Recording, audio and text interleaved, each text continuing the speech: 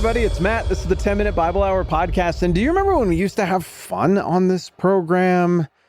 And we'd play goofy music at the end, and there would be fart jokes, and we would talk about movies and video games and laugh about things. But then do you remember when after that, I started talking about the horrifying practice of slavery in the ancient world? And it was hard to make fart jokes work with that. I remember. Look, this is bleak material that we're covering. And for those of you who maybe haven't been around for a couple of days, this is what we're doing. We're trying to make sense of what the New Testament says about slavery and what's going on with the situation in the book of Philemon. We're trying to make sense of what Paul's talking about here at the end of Colossians, in Colossians chapter 3, when he talks about slaves and masters. I guess tacitly, we're trying to tackle the question of a common modern criticism of Christianity in the Bible, that, Christianity and the Bible approve of slavery. I mean, we're working through very difficult things here, and I'm not trying to be unfunny. It's just bleak. It's hard stuff. And so yesterday I started reporting back to you what I found in doing this very consuming deep dive that I've quietly been doing behind the scenes for the last few weeks, where I've been reading hundreds of ancient sources on slavery, what it was like in all these different capacities. And I'm reporting that back to you now. And please don't mistake my at times clinical tone for approval or indifference to the plight of what these long dead people went through. My heart is pretty soft about what they went through. Also, please don't mistake what people in the ancient world went through in slavery for being identical in every way to the slavery that we read about in the American South in history books in high school and in college. What I've found as I've read all this stuff is what we suspected, really.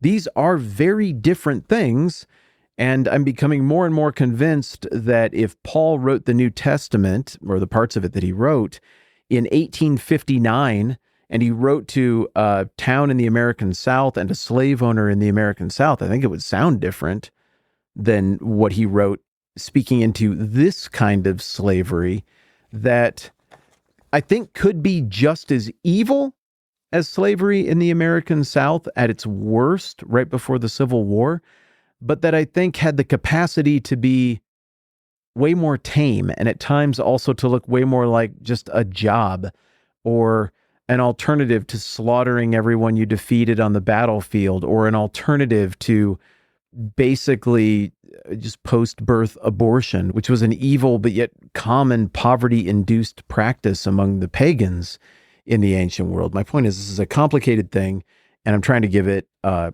complex and fair treatment so that instead of just, spouting whatever opinions come to mind, we can think critically and from an informed position about what's going on here in the parts of the Bible that we're focused on. So, yesterday, I gave you my first two big observations after reading all of this stuff. Observation number one is that slavery in the ancient world wasn't racist, it was classist. And there was a flimsy rationale behind that, and it betrayed a certain insecurity that people involved in this all sort of seem to have felt across the centuries. Second observation, there were five ways to become slaves that we looked at yesterday, and there's quite a spectrum of that experience and what horrors might go along with that.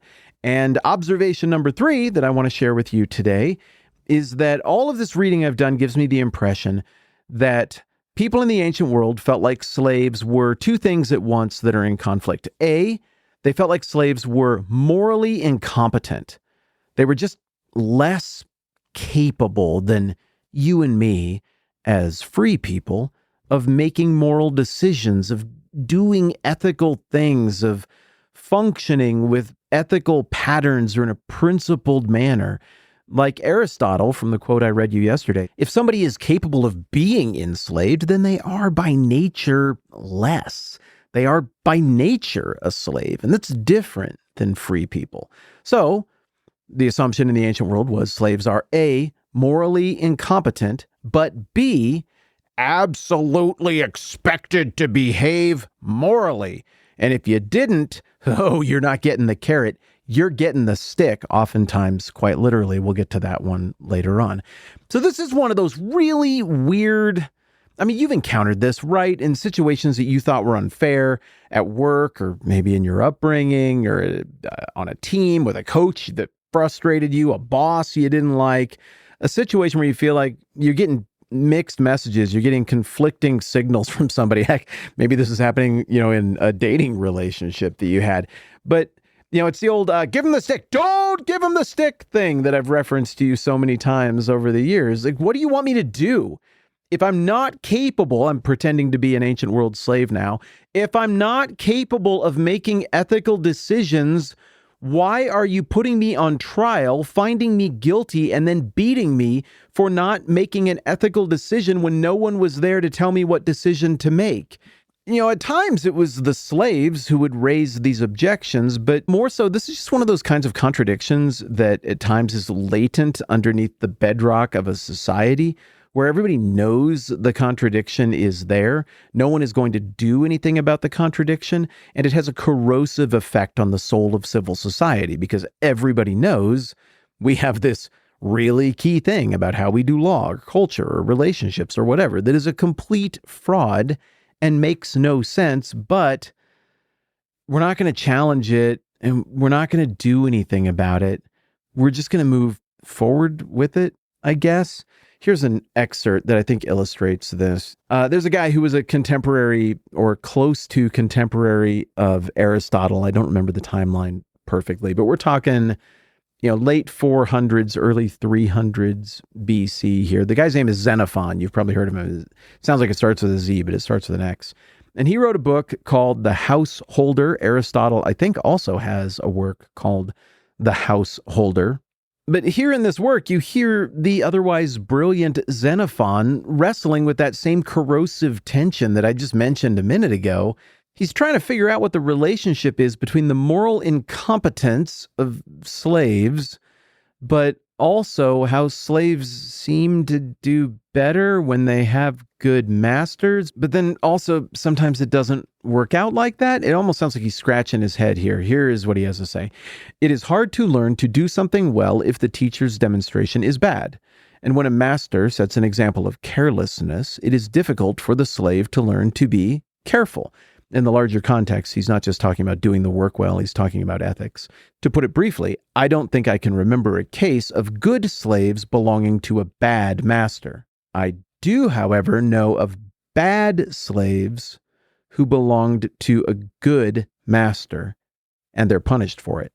If you want to make people capable of being managers, then you have to supervise their work and examine it, and you'll have to be willing to reward those responsible for what has been done well, and you must not be frightened to punish as he deserves someone who is careless.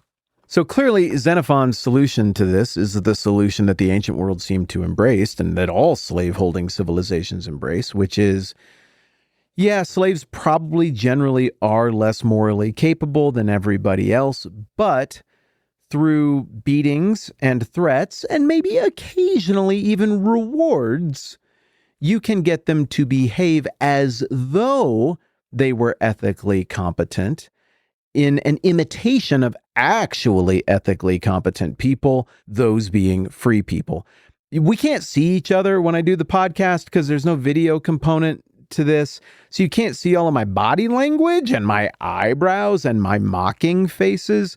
But just to check in and be clear, you can tell I don't agree with Xenophon, right? You can tell when I'm doing shtick and doing the voice of the people who owned slaves and were trying to reason it through, because that's what I was just doing there. All right, here's a fourth big observation after reading all of these primary sources. It's just sort of a tempering of the last one. Sure, slaves aren't morally competent, the slave owners in the ancient world would say, but slaves aren't evil inherently either. They're just less, and slavery is a mercy that we can show these lesser beings. To illustrate this attitude, here's a quote from right around the time of the birth of Jesus by Dionysius of Halicarnassus, which, if you recall, that's where Herodotus, the great historian of the Persians, was from. All right, here's what Dionysius has to say.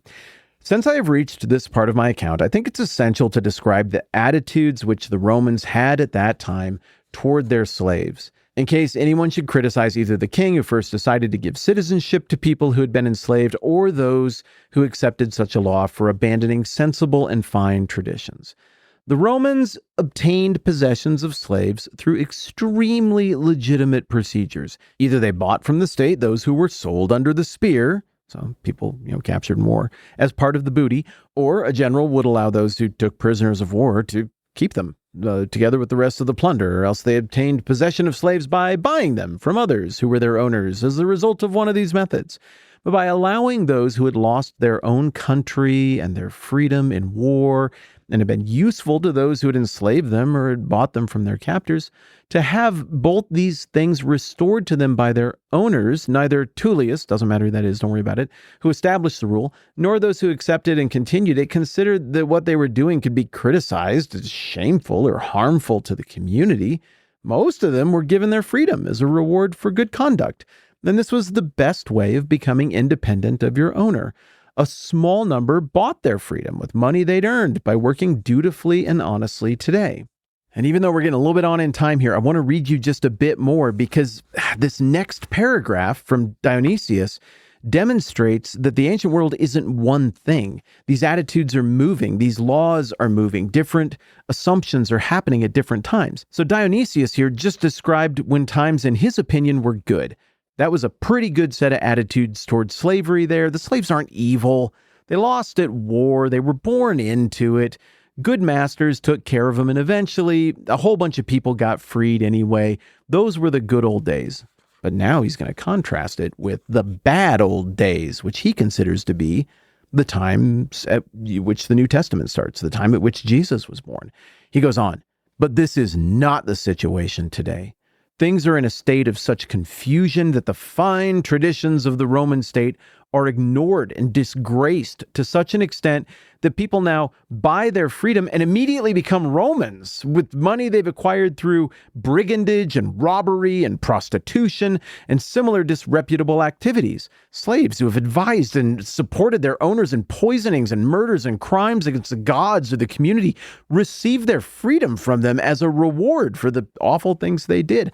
I personally know people who conceded freedom to all their slaves only after their own deaths, so that as corpses they would be acclaimed as good men, and so that there would be lots of people wearing the felt liberty caps on their heads to follow their biers in the funeral procession. Remember the liberty caps from the Phrygians, the little floppy Smurf hats that the French also wore later on? Thought that was fun that he gave us that reference. Oh, Dionysius gives us a really dynamic account here of what he thinks is the glory days attitude towards slaves. Slaves aren't evil. They were on the wrong side of a fight, yet maybe some of them are a bit simple. Freedom should be the end goal, if not this generation, next generation. Look, do I personally, Matt Whitman, think that's good enough? No, but it's a lot better than a whole lot of other things I've heard about slavery over the years. But I think it's really interesting that Dionysius then goes on to be like, but now it's getting dumb with slavery. You have all of these abusive, scandalous things that have become normalized, where slaves are being used as assassins and hitmen, and then that's the only way they can be freed? Is that really the example we want to give to slaves? For like, this is your pathway to freedom. Just murder somebody on behalf of your master and then lie to cover for them. What? And you get this weird performative manumission freeing of slaves after they are dead so they look good. That's an awful look as well. In the opinion of Dionysius, the whole attitude towards slavery that used to have a bit more purity to it, again, his words, not mine, those good old days are gone. And now the slavery thing, it stinks, it's weird, it's worse than it used to be, and no good Roman should feel good about how this is functioning now. Interesting. Okay, so we got 4 big observations so far that we've done about slavery in the ancient world. 1, it was not racist, it was classist. 2, there were a lot of different ways that somebody could become a slave. 3, the assumption in the ancient world was that slaves are morally incompetent, but yet they were still expected to act morally. And that was a weird cultural contradiction. 4, at least when attitudes were at their best, apparently the common assumption was that slaves aren't evil, they're just unlucky, or maybe simple, and that slavery is a mercy to spare someone's life and give them a shot to scrape their way back in, but that also there were some corrupting habits lurking on the horizon that might make the whole attitude towards slavery thing much bleaker and worse. Final thing here, just pulling back the curtain a little bit on the conversation between a few of you and me. I know there are some of you who are displeased with the amount of history in this season, and particularly with the amount of time that we're spending on the slavery stuff. I have heard you on that. I like you. I really like that you're here. I really appreciate that you feel like you can reach out to me and share your thoughts, your opinion, your read on things. Thank you. You make good points. Also, I got to feel good about how I do this, and it has to follow my curiosity. And I know that won't always align with all of yours, and I hate that. I wish that we could just all pull on exactly the same thread of our curiosity in the exact same way at the exact same time. But the truth of the matter is, this part of the season is really, really important to me personally. I wanted to know this stuff better. I've thrown a lot of work at trying to understand it better. And so please do not feel slighted or disregarded or unappreciated, as it probably feels like I'm ignoring you and continuing to invest in this extra biblical history stuff that I think frames up Colossians and Philemon in a really important way. We do have a few more episodes of this to go, and if this sounded like an apology for that, you've misunderstood me. It isn't that. It's just my best attempt to say, hey, I heard from a few of you. I appreciate you, and I'm just going to ask for your patience with me as I work through this stuff that I think is really important. I'm Matt. This is the 10-Minute Bible Hour Podcast. Let's do this again soon.